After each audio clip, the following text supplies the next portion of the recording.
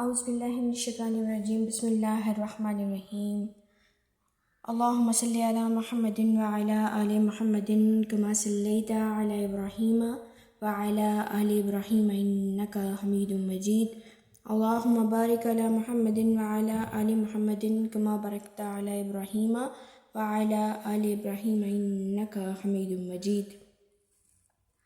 حضور نبی پاک صلی اللہ علیہ وسلم کا فرمان ہے کہ جس نے صبح خالی پیٹ یعنی نہار منہ عجوا کھجور کھائی اس پر کوئی جادو اثر نہیں کرے گا اور نہ ہی اسے کوئی بیماری لگے گی۔ تو کتنی خوبصورت احادیث مبارکہ ہے حضور نبی پاک صلی اللہ علیہ وسلم کی اس عجوا کھجور کے متعلق۔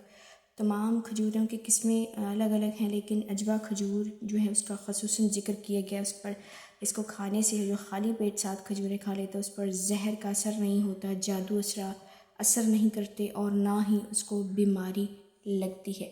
حضور پاک صلی اللہ علیہ وسلم کا فرمان یہ بھی ہے کہ اگر بیماری اندر ہو بھی تو اس کے کھانے سے وہ ختم ہو جاتی ہے۔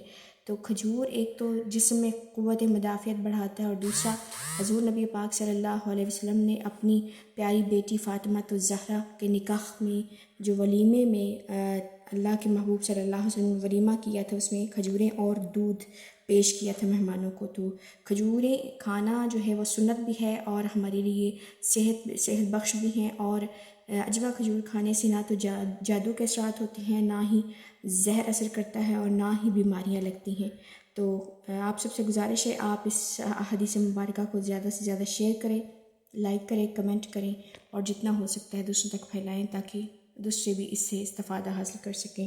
جزاک اللہ، سلامت رہیں۔ السلام علیکم ورحمۃ اللہ وبرکاتہ۔